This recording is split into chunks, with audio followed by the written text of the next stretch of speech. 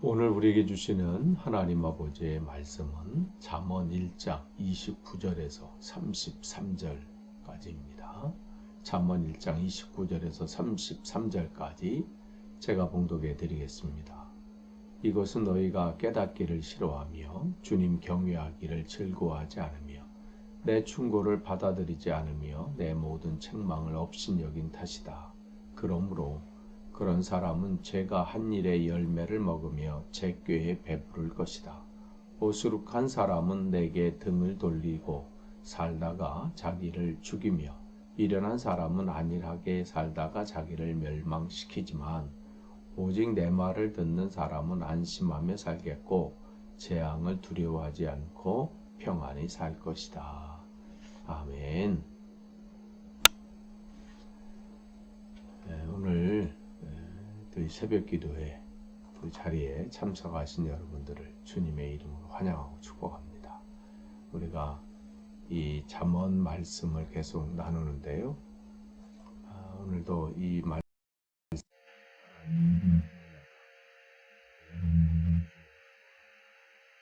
우리는 매일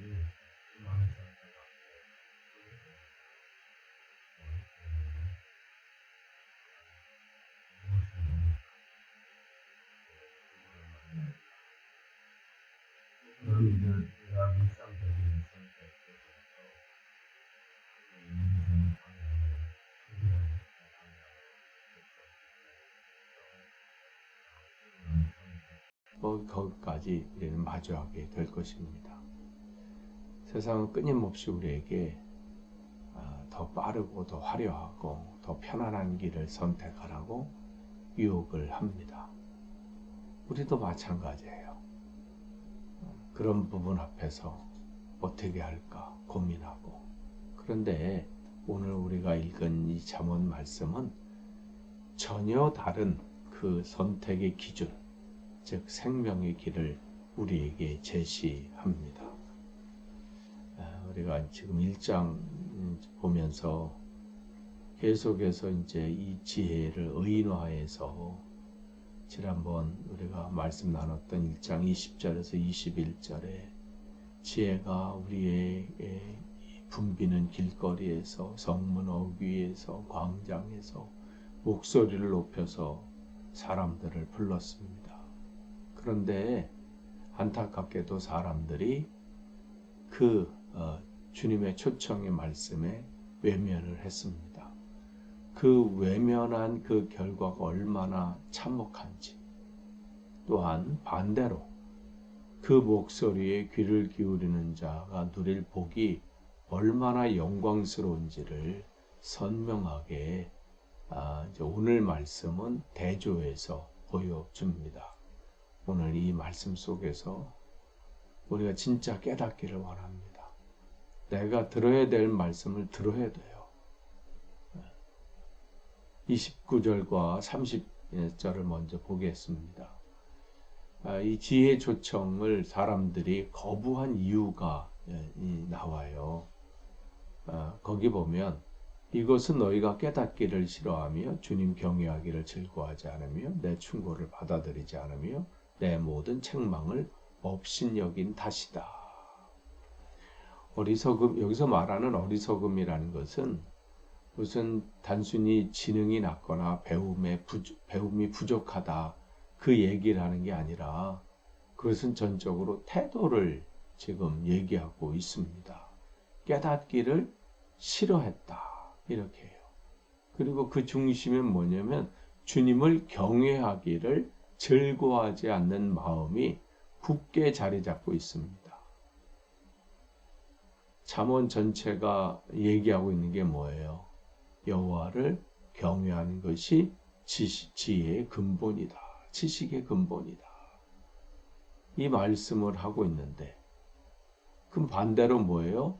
하나님을 경외하지 않고 두려워하지 않고 존중하지 않는 마음이 미련함의 뿌리인 거예요. 그러니까 오늘 그러면 우리가 이 시대에 살아가는 저와 여러분 앞에 하나님을 경외한다. 이게 구체적으로 어떤 모습일까요? 단순히 예배당에 앉아서 그냥 앉아서 그냥 예배 드리는 것만으로는 부족합니다.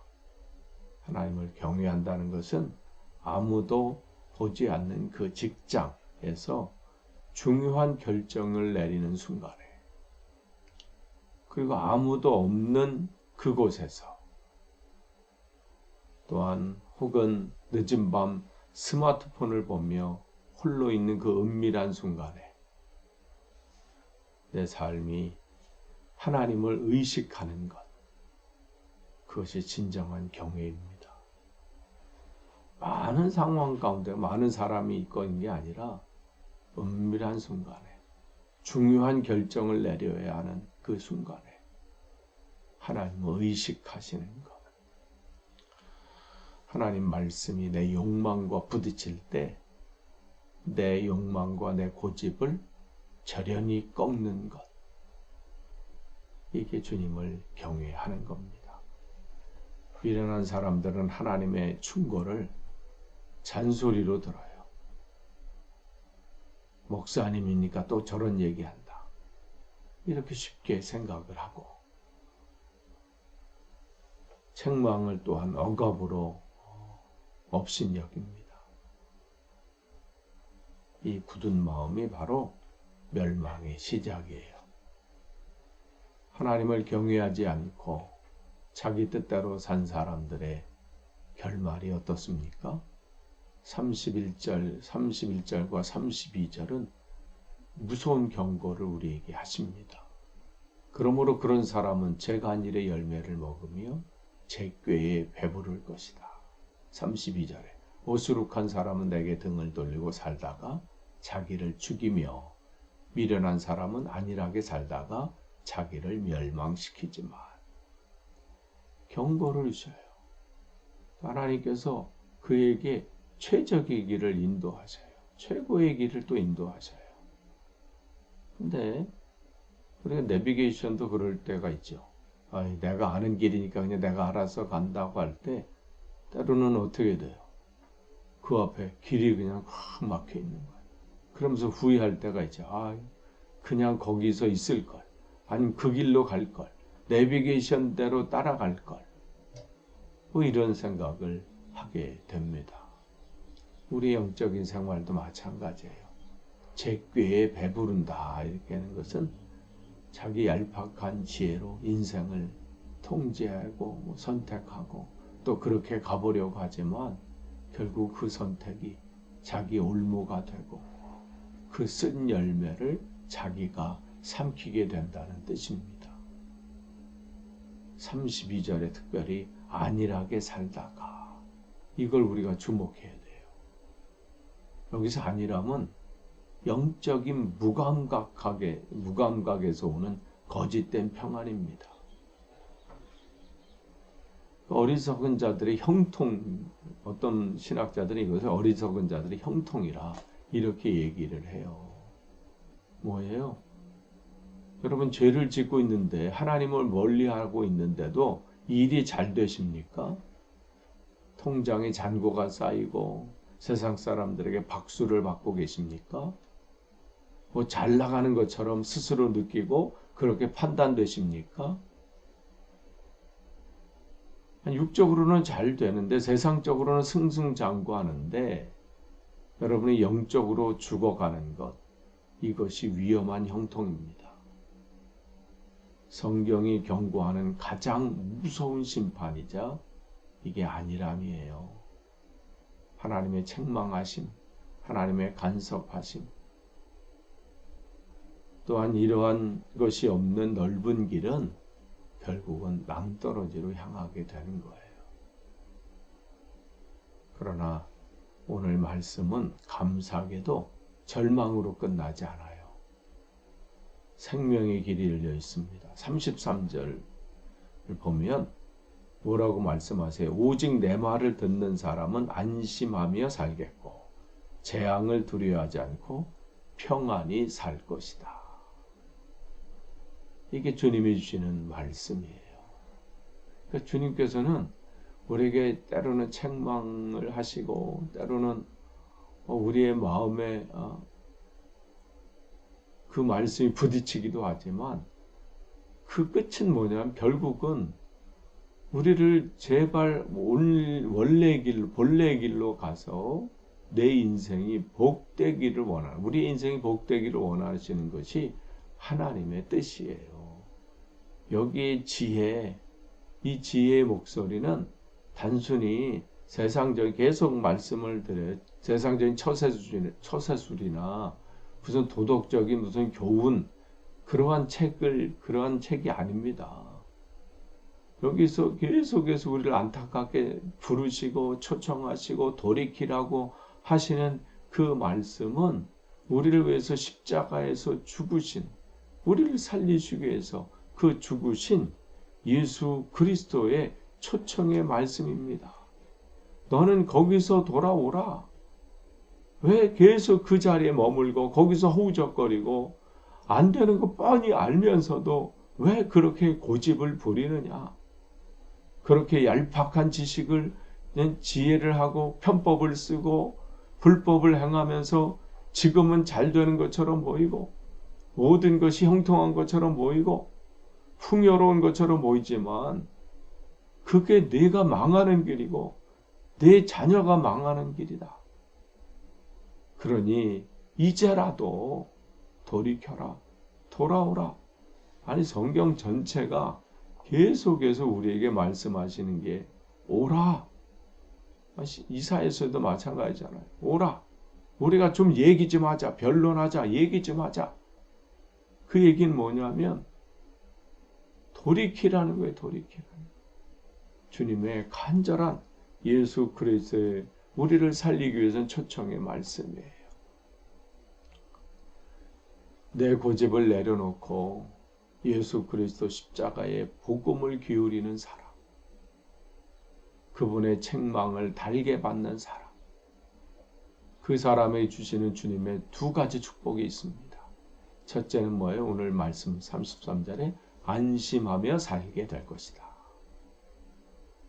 원어적인 의미는요, 안전하게 거한다, 이런 뜻이에요. 세상의 풍파가 몰아치고 경제적인 위기가 닥쳐와도 그 말씀 앞에 거하는 자는 주님의 보호하심 아래 가장 안전하다, 이 말씀을 주시는 거예요. 또한 그에게 주시는 또 하나님의 축복은 뭐예요? 재앙을 두려워하지 않고 평안히 살 것이다. 이 평안은 내 삶에 무슨 아무런 고난이나 문제가 없는 상태를 말하는 것이 아닙니다. 풍랑이 있을 수 있고요. 여러 가지 고난이 있을 수 있습니다. 그러나 거센 폭풍우 속에도 그 폭풍우를 잠잠케 하실 수 있는 그 하나님이 나와 함께 그 항해를 하고 계시기 때문에 내가 그 주님을 신뢰하고 있기 때문에 누리는 요동함 없는 평안함이에요. 우린 주님과 지금 항해를 같이 하고 있는 거예요. 세상은 작은 소문에도 벌벌 떱니다. 이런 일이 일어난대, 이렇게 된대, 이러면 어떻게 하지? 하고 하는 그 앞에서 그냥 벌벌벌 떠는 거. 매일이 그냥 불안과 염려와 초조함이에요. 그런데 지혜로우신 예수님을 따르는, 주님을 따르는 자는 요동하지 않습니다. 내가 대단해서가 아니에요. 내가 그런 강심장에서가 아니라 주님께서 어떻게 해요? 그를 붙잡고 계신다는 거예요. 안심하게 만들고 두려워하지 않게 하시고 평안히 살게 만드시는 거예요. 그게 주님의 은혜입니다. 오늘 여러분 주님께서 보이신 두 가지 길 분명하게 여러분 붙잡으셔야 이 33절의 은혜를 누릴 수 있어요. 33절은 그저 누려지는 게 아닙니다. 여러분 오늘 은밀한 순간에도 하나님을 기억하십시오. 그게 주님을 경외하는 거예요. 또한 하나님 말씀의 책망을 두려워하지 마세요. 말씀을 들으실 때, 설교를 들으실 때, 성경을 읽으실 때 순간순간 여러분의 양심에 하나님이 두드리시는 그 말씀이 있다면 그게 여러분을 살리는 말씀이에요. 무시하지 마세요. 그것을 별스럽지 않게 대수롭게 여기지 마세요. 또한 때로는 내 생각들을 하려고 그 방법들을 나가다 보면 말씀을 책망이 두려워서 그것을 멀리 할 수도 있어요. 그게 여러분 사는 길이 아닙니다. 여러분 오늘도 그 말씀의 책망 소리에 귀를 기울이시고 온전히 서시기를 축복합니다. 기도하겠습니다. 하나님 감사합니다. 오늘도 주님 말씀을 함께 나눴습니다. 우리에게 들을 귀를 허락해 주셔서 이 말씀이 들려지게 하시고 깨닫게 하셔서 우리의 인생이 망하는 인생이 아니라 주님 안에서 평안을 누리고 온전히 사는 귀한 말씀으로 채워 주옵소서. 예수님의 이름으로 기도합니다. 아멘.